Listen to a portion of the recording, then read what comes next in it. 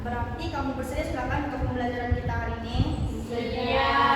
Oke, hari ini kita akan belajar nobel Kupasan Ombak, di mana di akhir pembelajaran nanti kamu akan dapat mengetahui sinopsis, tema, gaya bahasa, watak dan perwatakan, plot, nilai pengajaran yang terdapat di dalam nobel ini. Kita juga akan menjalankan aktiviti, di mana aktiviti itu adalah untuk mengasah lagi kamu punya kepahaman tentang nobel ini. Seterusnya ini adalah sinopsis ringkasan dari bab 1 hingga bab 14. Sinopsis ini Farid yang baru berusia 19 tahun ketika mengambil alih pengurusan syarikat Batik Nusantara yang telah beroperasi selama 20 tahun selepas pemilik Haji Badrul meninggal dunia akibat kanser perut. Ibunya, Haji Zoya, terpaksa menyerahkan tanggung jawab itu kepada Farid karena anak-anaknya yang lain tidak dapat memikul tugasan tersebut. Farid ini jenis yang bertanggung jawab sepenuhnya terhadap tugas tersebut. Jadi, untuk kerja pertamanya, Farid mengunjungi bengkel tersebut untuk melihat proses pengecapan batik, di mana terdapat seorang pekerja syarikat itu, yaitu Pak Nik, menjelaskan keadaan syarikat itu sambil berkata, ada syarikat yang coba merampas perniagaan itu karena batik keluaran syarikat itu tidak laku lagi. Bagi mengumpulkan keuangan syarikat, Haji Zoya merancang untuk menggadaikan emas dan tanah. Seterusnya, Farid menyatakan hasrat untuk mengembangkan bengkel tersebut supaya saja keuangan syarikat bertambah baik. Selepas itu, untuk sinopsis kedua, Farid juga buat kali pertama mengadakan masyarakat kerja bersama pekerja, di mana Farid berkata beliau berharap syarikat itu akan menjual batik dalam bentuk sedia untuk dipakai di bawah jenama sendiri. Dan Farid mencadangkan untuk mengembangkan kilang dan membeli mesin baru.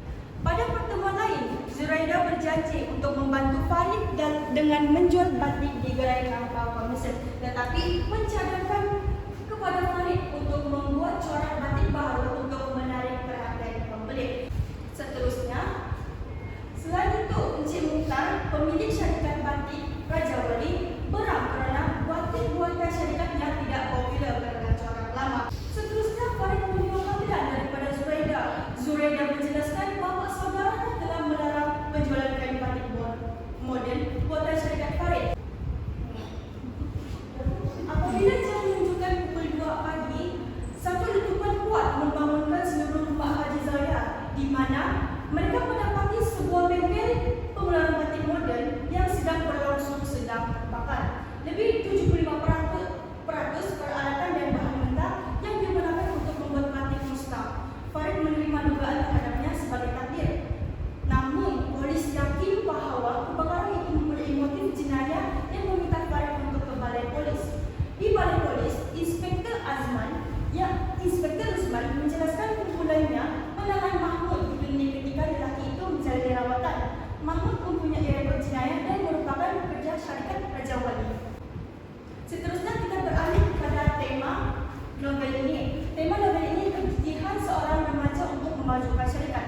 Seperti apa yang kita baca tadi dalam sinopsis ringkasan dari bab 1 hingga bab 14, kita boleh nampak iltizam seorang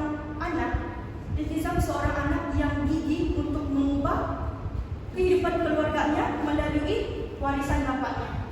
Seterusnya ialah gaya bahasa yang ada di dalam novel ini ada banyak, tapi melalui bab 1 hingga bab 14 ada 6 saja. Jadi untuk repetisi ini ialah pengulangan perkataan di tengah baris. Contohnya kerja, makan. Manakala peribahasa ini sesuatu rangkaian kata yang menunjukkan makna tersirat. Di sini kalau tidak dipecahkan dulu, manakan lagi satunya. Seterusnya ialah hyperbola. Hyperbola ini adalah sesuatu yang berlebih-lebihan untuk menekankan pandangan, idea ataupun peristiwa. Contoh di sini, lidah api menjilat ganas apa-apa sahaja yang tercapai. Seterusnya ialah sinkop. Tak kisahlah itu. Sinkop ini adalah peningkatan perkataan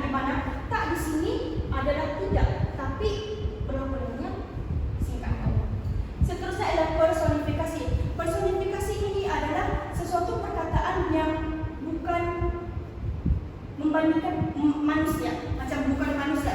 Contohnya, rasa serba salah mulai mencekik dirinya. Mencekik ini yang ekstrim pasal serba salah. Seterusnya ialah yang terakhir sekali ialah simili. Simili ini adalah membandingkan perkataan menggunakan bagai bab seperti. Contoh di sini, syarikat yang ditubuhkan sejak 760-an itu bagai pelita yang meliuk-liuk apinya. Seterusnya ialah plot. Plot di novel Empasan Ombak ini ada 5. Permulaan, perkembangan, klimaks, perumitan, dan akhir sekali ialah penilaian. Plot, maksud plot ini adalah kronologi yang disambung mengikut situasi cerita. Untuk permulaan ini adalah suasana ataupun watak yang bermulanya di permulaan cerita. Contoh di sini, Farid yang baru sahaja tamat menduduki SPM terpaksa menerajuk syarikat milik keluarganya setelah ayah Haji Badrul meninggal. Jadi boleh nampak permulaan cerita itu kenapa dia mahu mewarisi sebab bapaknya meninggal dunia. Seterusnya perkembangan ini bermulanya macam mana dia perkembangan cerita perkembangan dalam sesuatu cerita. Macam di sini, Zuraida ingin membantu Farid menjual batiknya di Gerai Zuraida dan mencadangkan Farid untuk menghasilkan corak batik baru. Sama dengan Seterusnya, perumitan ini selalunya dalam sebuah cerpen atau novel. Perumitan ini terdapatnya masalah yang ada di dalam novel. Contohnya, Mukhtar pemilik syarikat Raja Wali telah merasa marah kerana batiknya tidak mendapat sambutan. Mukhtar juga mendapat tahu anak saudaranya Zuraida telah menjual keluaran Farid dan mengugut untuk tidak menjualnya. Jadi boleh nampak dengan mengugut ini adalah perumitan dalam cerpen dalam novel ini. Seterusnya ialah klimaks. Klimaks ini adalah perumitan tadi berjaya diselesaikan. Bengkel batik baru milik Farid telah terbakar. Dia menerima dugaan ini dengan redha. Pihak polis telah mengesyaki perlakuan jenayah terbabit dalam kebakaran tersebut. Inspektur Rusman telah memberkas dan mendapati dia adalah bekas jenayah. Jadi kita boleh nampak selesailah siapa yang bakar, si Farid punya bengkel. Akhir sekali ialah peleraian.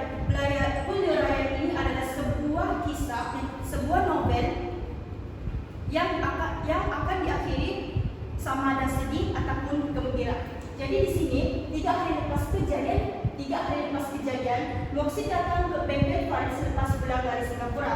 Moksin berjaya mendapatkan pelanggan daripada Singapura dan Kuala Lumpur untuk Farid. Jadi kita boleh nampak selepas dugaan yang dia hadapi berjaya dan alhamdulillah. Jadi di akhir cerita ini dia berjaya mengembangkan lagi dia punya warisan bapaknya. Seterusnya, watak dan perwatakan. Watak dan perwatakan dalam novel ini ada 4: Farid, Haja Zawaya, Moksin, dan Zuraida. Si Farid ini, seperti yang kita tahu, dia adalah watak utama yang berusia 19 tahun, menerajui syarikat batik Nusantara, bersikap rasional dan mengambil tindakan.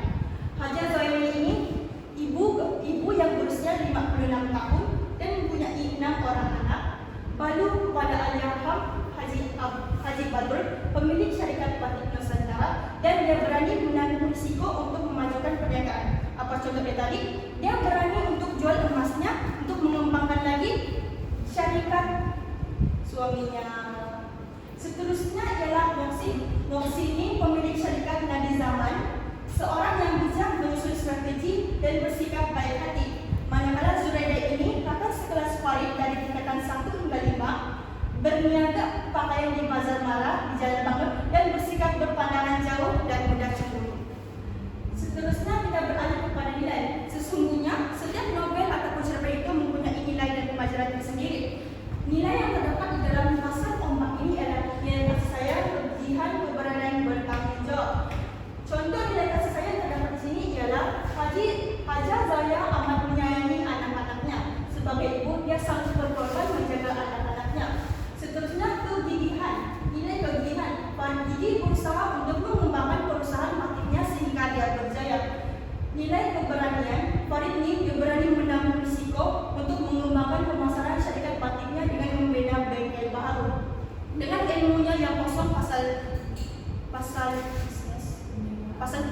perniagaan, dia berani tanggung risiko dengan bantuan mamanya dengan menjual emas untuk mengembangkan lagi orang punya perniagaan. Seterusnya bertanggung jawab. Farid ini orang yang memang sangat bertanggung jawab sebab dia berani dan menerajui syarikat keluarganya setelah ayahnya meninggal dunia. Seterusnya pengajaran. Pengajaran yang kita boleh ambil daripada cerpen Hempasan Ombak dan aplikasikan dan berusaha untuk aplikasikan dalam hidup kita ialah kita hendaklah tabah dalam menghadapi cubaan dalam hidup. Apa-apa lepas jatuh bangkit. Tidak guna menangis, nangis sedikit tapi jangan lupa untuk bangkit. Lepas itu kita juga perlu gigih berusaha untuk mencapai kejayaan. Seharusnya mengelak daripada bersikap hasad dengki terhadap pencapaian orang lain. Kita hendaklah mementingkan kasih dan sayang antara ahli keluarga dan seharusnya bersikap sederhana dalam apa jua aspek kehidupan. Seterusnya, kita juga akan menjalani aktiviti kelas gamifikasi papan permainan Italia, di mana seperti yang saya ucapkan tadi di awal permulaan, ini adalah untuk mengasah lagi kefahaman kamu tentang novel Hempasan Ombak. Gamifikasi ini macam ni. Dia ada 3 warna. Warna merah jambu ini adalah untuk soalan sederhana. Warna biru adalah soalan mudah. Manakala warna merah adalah soalannya susah. Jadi kalau kamu dapat warna emas ini adalah memberi kamu peluang sama ada kamu mau soalan yang susah, sederhana ataupun senang. Kalau kamu dapat yang warna putih, kamu akan juga diberi dua pilihan yaitu peluang ataupun dendam. Jadi cikgu akan berikan kamu kepada kumpulan di mana setiap kamu daripada kumpulan kamu akan spill the wheel untuk mengetahui kamu punya giliran untuk kembali dan tekan aja cikgu.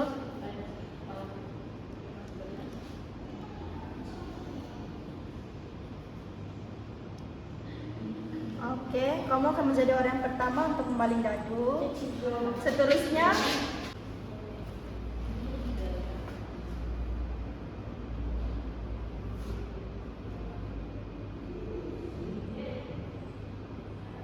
kamu akan menjadi orang yang terakhir. Wafika akan menjadi orang yang terakhir untuk membaling dadu.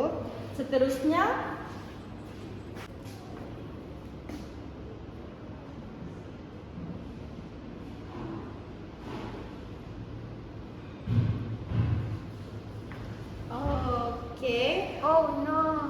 kumpulan Liza akan menjadi kumpulan ketiga akan membaling dadu. Otomatiknya Zakia akan menjadi orang kedua untuk membaling dadu. Oke, kita mulakan dengan pemain pertama.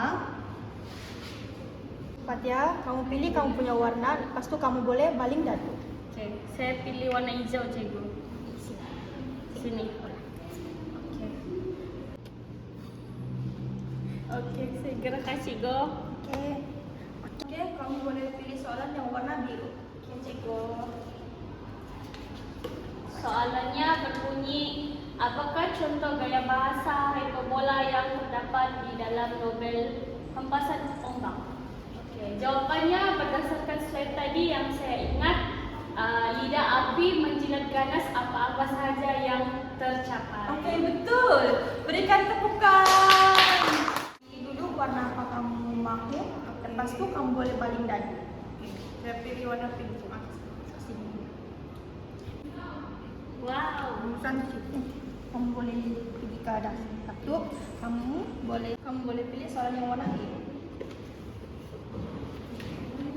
Soalan dia, apakah contoh gaya bahasa peribahasa yang terdapat dalam novel Hempasan Ombak? Saya tadi ada kan? Dan cikgu saya ingat. Oh iya, jawaban dia, kalau tidak dipecahkan ruyung, mana akan dapat sabunya? Oke, betul. Berikan tepukan. Seterusnya Zakia, pilih dulu warna. Baru kamu boleh baling dadu. Warna biru.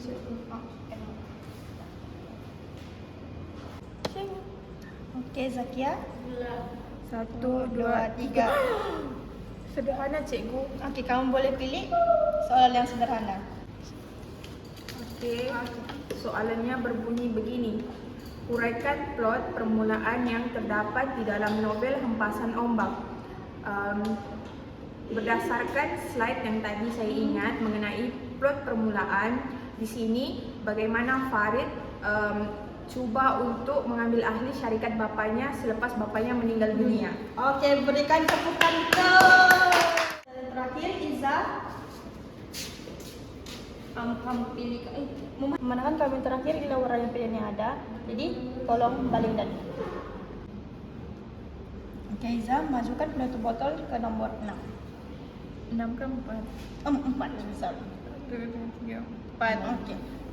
Boleh pilih soalan. Boleh pilih saya tinggal 1.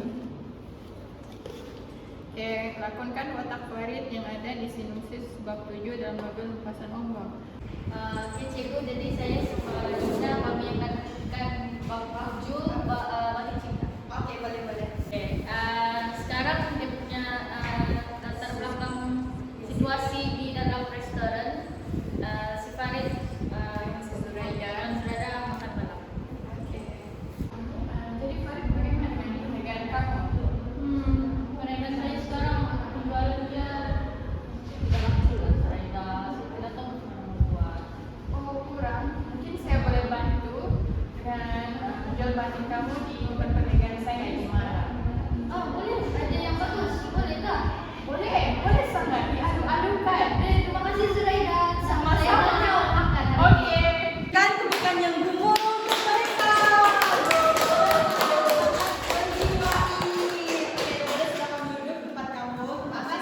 Sama cikgu. Sama cikgu. Boleh tahu apa-apa hari ini yang kita sudah belajar? Tema.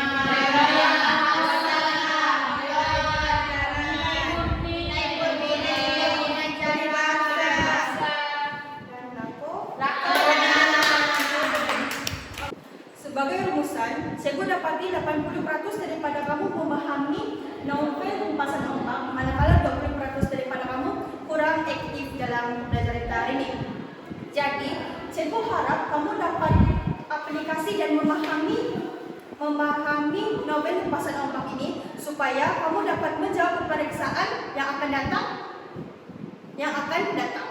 Jadi, itu saja untuk hari ini. Terima kasih kelas. Terima kasih.